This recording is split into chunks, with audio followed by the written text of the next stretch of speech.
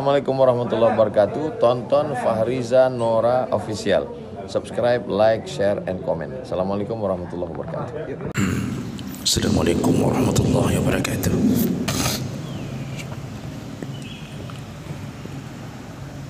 Innal hamdalillah nasta'inuhu wa nastaghfiruh wa na'udzu bihi min shururi anfusina wa min sayyiati a'malina. Man yahdihillahu fala mudilla lahu wa man yudlil fala hadiya lahu. Asyhadu an la ilaha illallah wahdahu la syarika lahu wa asyhadu anna Muhammadan 'abduhu wa rasuluhul karim. Allahumma salli wa sallim ala nabiyyina wa sayyidina al-Mustafa Muhammadin wa ala alihi wa ashabihi ajma'in. Amma ba'd. Rabbi shrah li sadri wa yassir li amri wahlul 'uqdatam min lisani yafqahu qawli. Segala puji bagi Allah, kemudian salawat dan salam pada Rasulullah, pada keluarga dan seluruh sahabat-sahabatnya. Jemaah subuh yang Allah muliakan, insyaallah, di pertemuan kita sebelumnya kita sudah membahas tentang dosa yang akan atau azab yang akan dihadapi oleh orang yang mempunyai perhiasan emas dan perak lalu tidak menzakatkannya. Kata Rasulullah, kalau itu gelang maka Allah akan ganti gelang emas itu di akhirat dengan gelang yang terbuat dari api neraka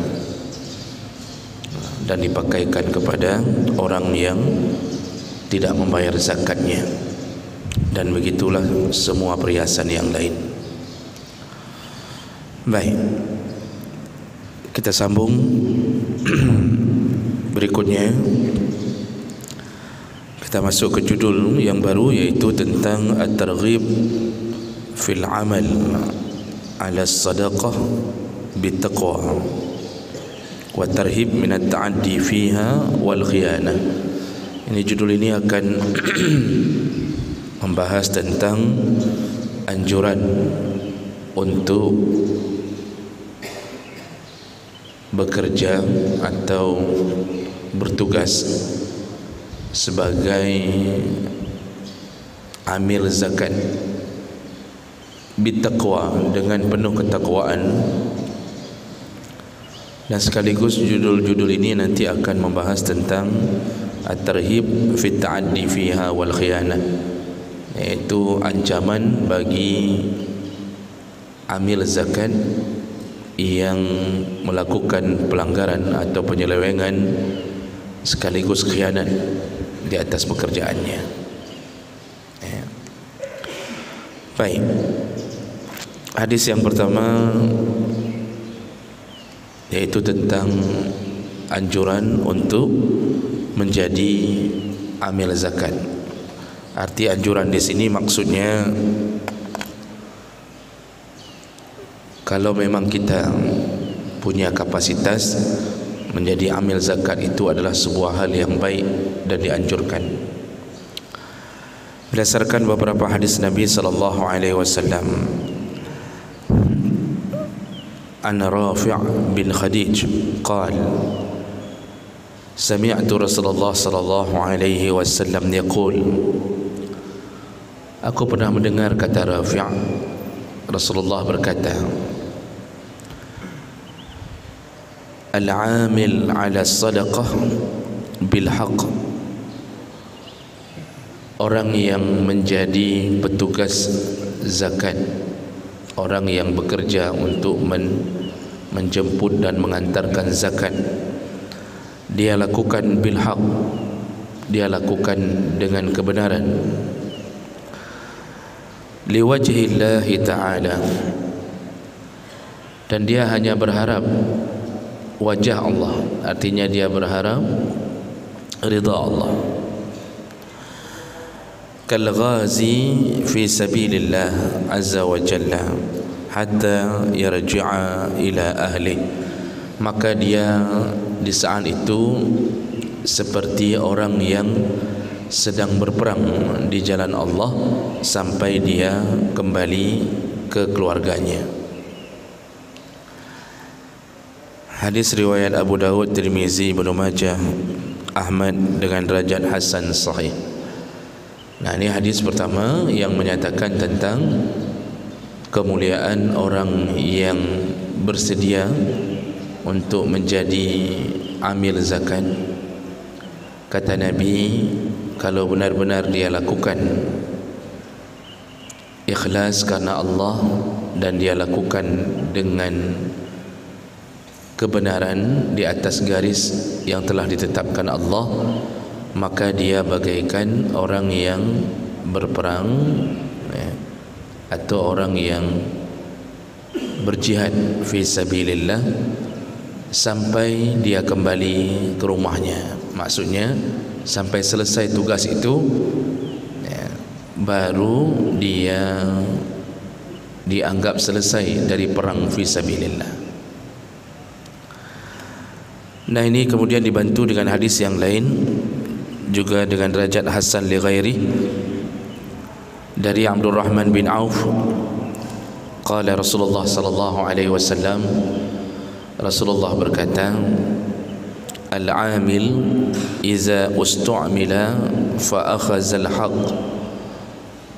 petugas atau yang melaksanakan distribusi zakat, kalau dia mendapatkan tugas itu atau dipekerjakan, fa akhadha bil haq, lalu dia melakukan tugas itu dengan penuh kebenaran, wa a'tal haq, lalu dia juga mendistribusikannya dengan penuh kebenaran, lam yazal kal mujahid fi sabilillah hatta yarji'a ila baitih, maka dia dihitung seperti mujahid fi sabilillah sampai dia kembali ke rumahnya.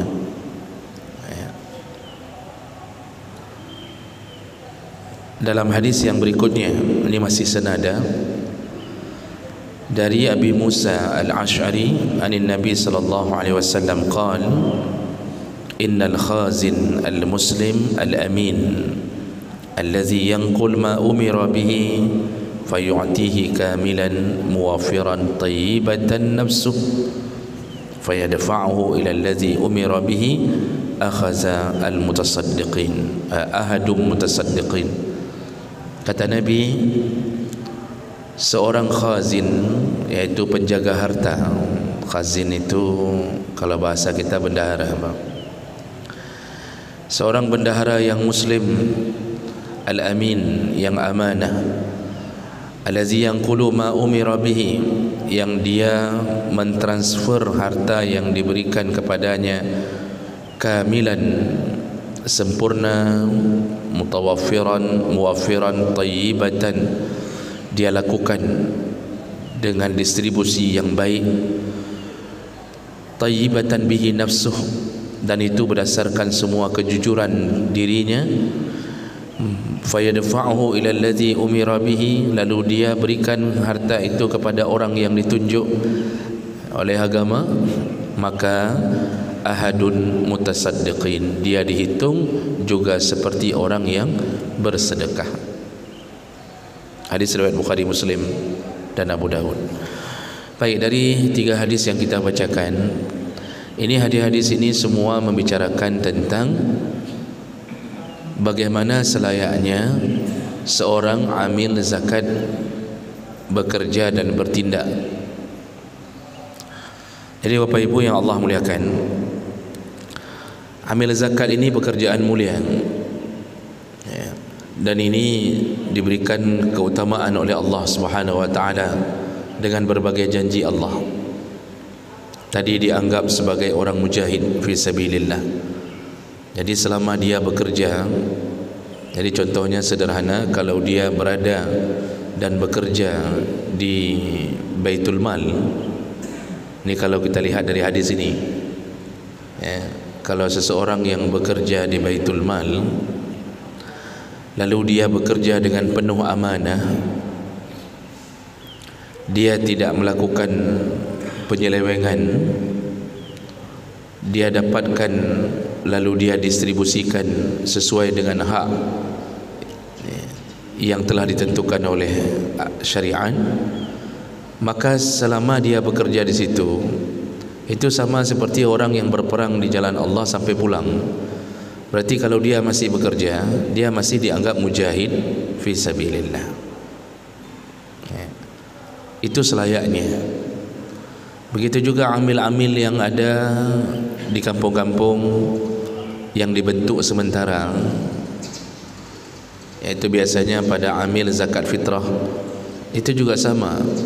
Jadi misal dibentuk dari awal Ramadan, lalu kemudian mereka bekerja dengan penuh amanah, selesai semua sampai selesai harta zakat dibagikan kepada yang berhak, dan mereka tidak melakukan pelanggaran apapun, maka mereka mendapatkan pahala seperti orang yang pulang, seperti orang yang berjihad lalu terus berpahala sampai pulang ke rumahnya. Inilah kelebihan orang yang bekerja dengan baik sebagai amil zakat. Namun lebih lanjut, apakah ini begitu mudah didapatkan? Makanya para ulama itu mengatur bahwa amil zakat itu ada syarat-syarat yang harus dipenuhi, sehingga dia bisa mendapatkan pahala sempurna. Dan diantaranya, amil zakat itu harus orang Islam baligh, berakal, amanah, lalu kemudian dia orang yang faham fikih zakat, orang yang faham fikih zakat. Dan nanti terakhir baru disebut amil, yaitu syaratnya yang paling utama selain syarat tadi adalah dia diangkat oleh pemerintah yang sah.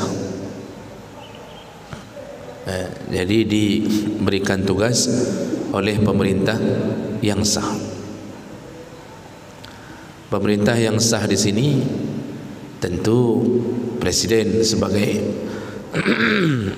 pemimpin negara yang dipilih dengan cara sah.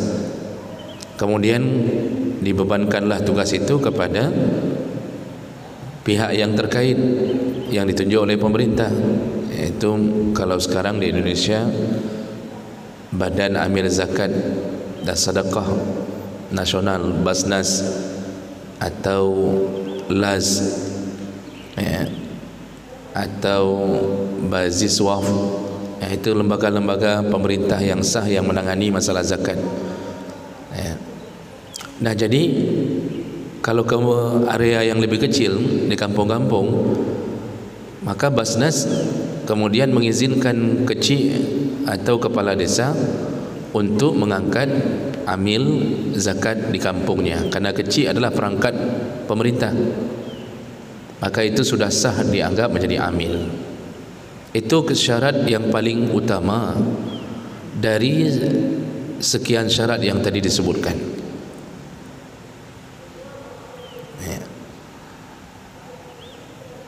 Kalau tidak diangkat oleh pemerintah yang sah, artinya tidak ada unsur pemerintah yang meresmikan pembentukan amil zakat itu, tidak ada SK bahasanya, SK pemerintahan, maka dia tidak bisa disebut amil. Walaupun kerja berkeliling-keliling, tapi tetap tidak bisa disebut amil. Karena ini dari masa Rasulullah, yang menunjuk amil itu Rasulullah sebagai kepala negara. Jadi nggak bisa langsung berangkat sendiri pergi kero duduk masing-masing duduk kero langsung kah je ke amil apa? Kamu jadi amil ya tahun ni ya. Tidak ada SK, nggak ada surat, tidak ada pengangkatan resmi, maka orang ini tidak bisa dianggap sebagai amil. Jadi hanya dianggap sebagai panitia zakat. Ya, ini penting yang perlu diingat Bapak Ibu, terutama di kampung-kampung. Itu amil harus resmi ya, diangkat oleh unsur pemerintah. Paling kurang Pak Kecik angkat siapa yang menjadi amil ya. Biasanya kan kita kalau di kampung itu amil-amil itu dibentuk sementara ketika menjelang Idul Fitri, pembagian zakat fitrah. Karena sebenarnya amil itu ya tidak mesti hanya pada zakat fitrah, dia juga berlaku pada zakat harta, dan itu lebih panjang tugasnya, lebih utama tugasnya. Nah, jadi oleh karena itu tidak boleh sembarangan seseorang menyebut dirinya amil lalu kemudian dia merasa dirinya amil dan dia mengambil hak amil, sebenarnya bukan hak dia.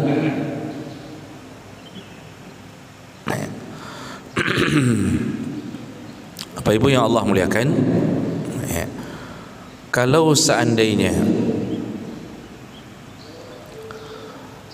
seseorang tidak mendapatkan legitimasi atau keabsahan dari pemerintah yang sah untuk menjadi amil, maka nama panitia zakat itu hanya nama yang dibuat untuk sekelompok orang ini tanpa izin daripada pemerintah. Dan ini akan berefek ya, akan berefek. Yang pertama efeknya yaitu kelompok ini, panitia zakat yang hanya resmi, itu tidak disebut amil zakat. Itu efek pertama. Jadi bukan yang mendapatkan fadilah yang disebut oleh Nabi sallallahu alaihi wasallam. Perlu diingat kembali, Nabi tidak pernah memberikan izin seseorang mengutip zakat lalu mendistribusikannya kembali tanpa seizin Nabi. Jadi kerja juga roh, buka kelompok roh, kerja juga roh. Tidak ada itu. Maka mereka enggak dapat semua yang kasih tahu Nabi tadi, engkau akan dapat pahala sekian, enggak ada. Karena amil itu adalah perwakilan dari Nabi di masa Nabi. Sekarang perwakilan dari pemerintah yang sah. Karena Nabi dulu datang ke Madinah, salah satu yang dibuat menjadi simbol keabsahan dalam semua urusan adalah negara. Jadi dibentuklah negara Islam Madinah dan Nabi sebagai presidennya. Jadi manajemen kenegaraan dari masa Nabi sudah dibentuk. Nah, itu yang pertama, resikonya pertama dia bukan amil, hanya disebut panitia. Kemudian resiko kedua, yang tidak diangkat dengan sah oleh pemerintah yang sah, maka dia tidak berhak mendapatkan bahagian dari zakat. Karena amil itu termasuk dari 8 asnaf, termasuk dari 8 kelompok yang mendapatkan hak zakat. Makanya amil itu ada hak dari zakat. Kalau didistribusikan dengan baik, 1/8 dari zakat yang terkumpul adalah milik amil. Dibagi bersama berapa orang amil. Tapi kalau enggak ada keabsahan dari pemerintah, maka panitia-panitia zakat yang tidak diangkat dengan resmi ini itu tidak boleh mengambil dari zakat. Tidak boleh. Karena dia bukan amil, maka dia enggak boleh mengambil dari zakat. Oh, dia kalau mau bantu, keliling-keliling bantu, maka tetap dia tidak boleh diberikan gaji atau apapun dari zakat. Jadi kalau mau kasih gaji, ya gaji dari kampung, haji cok dari zakat kan. Jadi ini kadang-kadang melaba-laba, bercampur-campur. Amil itu yang sahnya diangkat pemerintah, ada SK dikeluarkan. Lalu amil ini kadang-kadang menyuruh orang yang bukan anggota amil. Dia suruh orang, kamu nanti tolong bagi rumah-rumah dia, misal kata orang. Maka orang-orang yang membagi ini, karena mereka tidak termasuk orang yang ditunjuk secara resmi sebagai amil, itu enggak boleh mereka mengambil dari hak zakat, enggak boleh. Sedangkan amil dalam hukum syariat dapat bahagian daripada zakat. Orang yang ditunjuk-tunjuk oleh amil yang sah untuk dibagi-bagi, walaupun mereka standby di menasah untuk membagi-bagi, selama bukan dia yang diangkat dengan sah, tetap itu bukan amil zakat. Jadi dari mana mereka dapat uang? Ya dari penggampung. Jangan ambil dari zakat, Pak. Jangan coba-coba mengambil uang zakat memberikan kepada orang yang tidak berhak untuk terima zakat.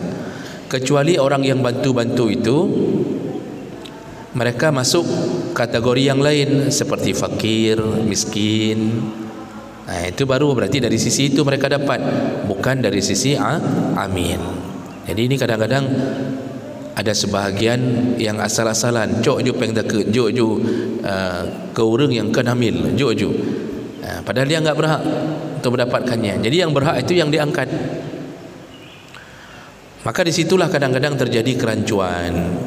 Yang diangkat enggak kerja, malah suruh kerja orang lain. Tugas amil itu bagaimana Bapak Ibu? Amil zakat itu tugasnya menjemput lalu mengantarkan. Ya, menjemput mengantarkan. Kalau karena hari ini banyak sekali orang, maka tugas amil adalah seharusnya dari masa Nabi itu dijemput. Nabi utus orang menjemput ke rumah-rumah, ketok pintu rumah, bayar zakat, bayar zakat, bayar zakat.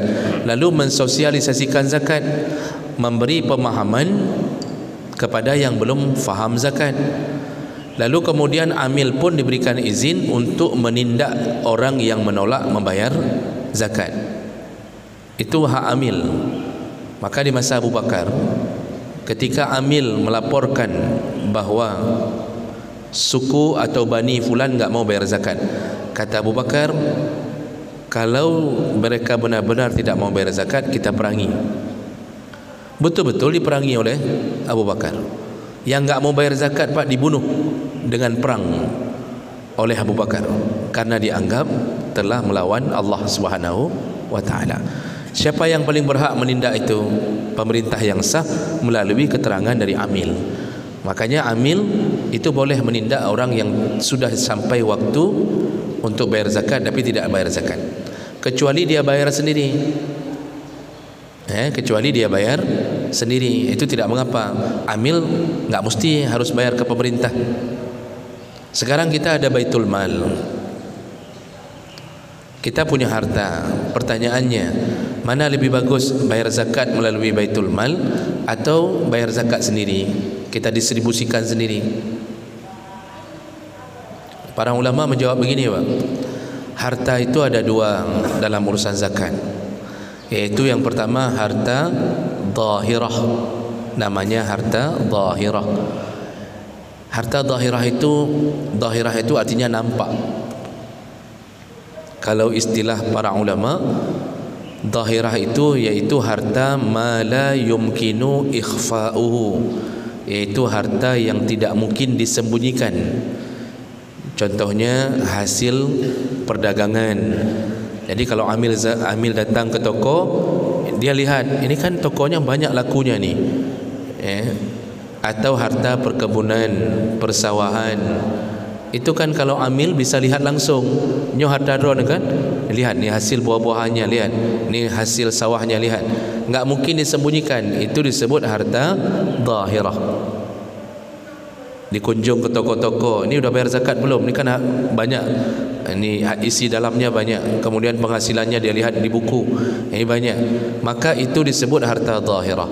Harta zahirah itu diutamakan untuk dibayar melalui pemerintah, walaupun tidak wajib. Yang kedua namanya harta batinah. Batinah itu harta yang yumkinu ikhfa'uhu, yang bisa disembunyikan. Maksud disembunyikan bukan kita menyembunyikan, tetapi enggak nampak harta itu sama orang. Contoh apa? Kita punya emas, perak, termasuk gaji. Ini harta batinah. Nah, yang model harta batinah itu tergantung keadaan. Kalau kita lihat kita punya amil yang zalim, amil yang enggak amanah, maka membagi sendiri lebih bagus. Misal kita berada di bawah pemerintah yang zalim, misal kita lihat kalau kita kasih ke Baitul Mal, zakat emas kita, zakat perak kita, kalau kita kasih ke Baitul Mal, hana mahu peng dema. Di saat seperti itu dibolehkan, bahkan lebih diutamakan bagi sendiri. Zakat emasnya bagi terus sendiri, Pak. Kasih ke kelompok yang masuk dalam mustahik zakat. Jadi enggak mesti hasil gaji kita kasih melalui lembaga. Karena kan biasanya di satu instansi sudah dibuat lembaga zakat, pengutipan zakat, dipotong langsung. Kalau dipotong langsung kita nggak bisa bicara apa-apa. Tapi kalau gaji itu keluar disuruh hitung sendiri lalu disuruh kasih, nggak mesti harus melalui instansi itu.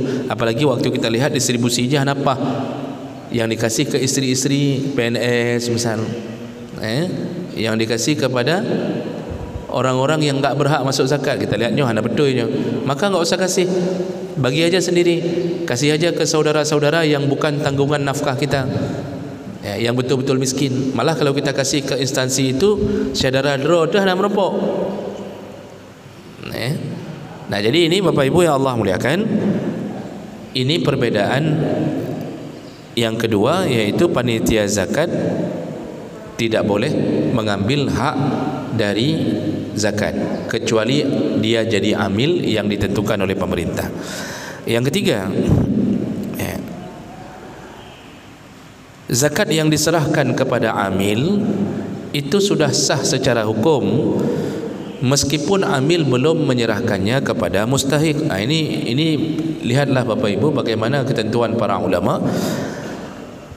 Kalau kita sudah serahkan ke amil yang resmi, sudah selesai, berarti kita sudah dianggap bayar zakat. Oh, masalah dia menipu, masalah dia tidak mendistribusikannya, itu urusan dia dengan Allah. Kita anggap sudah selesai. Tapi kalau kasih ke panitia zakat yang tidak resmi, lalu panitia itu melakukan penyelewengan, atau panitia itu tidak memberikannya kepada yang berhak, maka kita dianggap belum bayar zakat. Diingat baik-baik. Contoh zakat fitrah.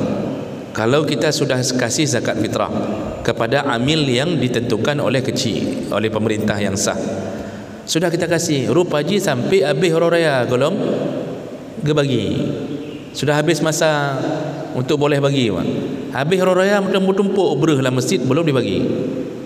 Kita yang memberi zakat sudah sah karena kita memberikannya kepada amil sebagai perwakilan kita. Kita sudah sah, dan amil pun termasuk mustahik zakat. Artinya kalau kita berikan ke amil, kalau bukan dia yang mewakili kita, berarti dia menjadi mustahik, orang yang boleh terima zakat. Sudah selesai. Lalu masalah mereka tidak mendistribusikannya, itu bukan dosa kita lagi, ini dosa amil. Tapi kalau kasih ke panitia zakat yang tidak sah, enggak diangkat dengan sah, jadi bentuk-bentuk baju kerong, lorongnya na panitia zakat lorongnya na kita kasih tempat zakat tolong nyanyi, enggak diberi, Pak. Kita dianggap belum memberi zakat karena belum sampai ke mustahik. Kalau ke amil baru di tangan dia sudah sampai ke mustahik karena dia salah satu daripada mustahik zakat. Nah, makanya ini jangan sampai kita pikir kita sudah berzakat padahal belum zakat, gara-gara dipengut oleh panitia zakat, dipengut oleh amil itu dosa, kita dianggap sudah berzakat karena kita berikan sesuai dengan porsi yang telah ditentukan Allah kepada orang yang telah dipilih berdasarkan syariat. Dan juga efek berikutnya adalah seandainya amil keliru dalam mendistribusikan zakat, bukan kepada orang yang berhak, roh gejuk ke orang kaya. Ini salah satu kesalahan amil. Bagi zakat ke orang kaya, keliru dia, Pak. Maka kita yang memberi zakat melalui dia, karena dia diangkat dengan sah, maka kita tetap zakat kita sah. Dia yang berdosa telah memberikan kepada orang yang tidak berhak. Karena salah satu orang yang tidak berhak dalam urusan menerima zakat adalah orang kaya. Dan ini penyakit, Pak. Zakat fitrah dikasih oleh muzaki, lalu dibagi oleh amil ke semua kampung, ke semua orang di kampung. Yang kaya-kaya pun merempak zakat fitrah. Nyan hanasah zakatnya. Karena orang kaya itu termasuk yang tidak boleh menerima zakat. Terus amil bagi 1,5 sak dibagi semua rumah. Yang berhak dapat zakat fitrah itu juga 8 orang yang ditetapkan Allah tadi. Enggak boleh orang kaya. Kita pun orang kaya pun enggak pernah ngaji dan enggak takut sama Allah, begitu diantar sama amil tak terima. Padahal orang kaya enggak boleh terima. Begitu diantar oleh amil beras zakat fitrah, kita merasa saya enggak miskin, kasih ke yang miskin. Makanya hati-hati yang amil bekerja itu tidak sesuai dengan syariat. Ada yang mengatakan bahwa menyuhan lagi nyan ke ustaz, ganggaru kampung. Kalau enggak kayak gitu ribut kampung, semua minta. Bahkan orang kaya kasih zakat, lalu dia minta sendiri. Untuk apa kasih zakat? Zakat itu khus min amwalihim sadaqatan, ambil dari yang kaya, lalu berikan kepada yang miskin. Tu'khazu min aghniyaihim, diambil dari yang kaya lalu diberikan kepada fuqara, fakir miskin. Ini ke orang kaya pagi kasih zakat 1/2 sak, malam dapat zakat 1 sak. Gimana caranya? Dan ini kan penyakit hari ini, Pak. Berapa kakak di kampung mandum juk diurung kaya habis hala gejuk zakat terima balik dah. Padahal haram. Nah, sekarang yang jadi masalah kita yang muzaki, begitu terjadi kekeliruan dalam distribusi zakat tadi. Keliru dia. Bukan orang yang berhak dapat zakat. Kita enggak dosa lagi, Pak. Karena kita sudah kasih melalui amil yang sah menurut syariat dan negara. Tapi kalau kasih ke panitia zakat bukan amil yang sah, kita kasih ke panitia zakat bukan amil yang sah. Termasuklah misal kita minta bantu orang, Iron nejuk maklum, ustaz tolong kasih tolong dibagi ya zakat saya sebentar. Boleh tidak boleh? Berarti saya dianggap perwakilan dari orang muzaki, tapi saya bukan amil karena enggak ada surat saya menjadi amil. Bapak minta bantu saya, boleh. Kapan baru sah zakat itu dianggap? Ketika saya sudah selesai memberi kepada orang yang berhak. Masalah ji di ustaznya ke pajuh gero ke. Kan ada yang modal begitu, Pak. Baik ni fikir urung mau kopiah mandumpah Pak hana. Baik ni fikir urung meja kerung mandumpahan.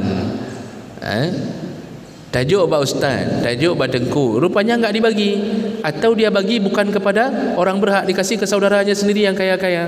Maka kita sebagai muzaki, kita dianggap belum berzakat dan tidak sah zakat kita, karena kita memberinya melalui panitia yang tidak sah, melalui amil yang tidak sah. Maka itu sangat berpengaruh kepada zakat kita.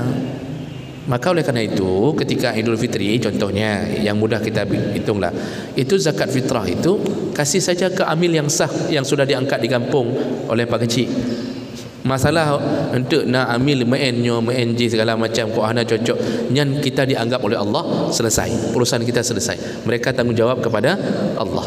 Tapi kalau kasih ke panitia yang tidak sah, selama belum didistribusi kepada yang berhak atau terjadi kekeliruan, zakat kita dianggap tidak sampai, maka kita dianggap belum menunaikan zakat.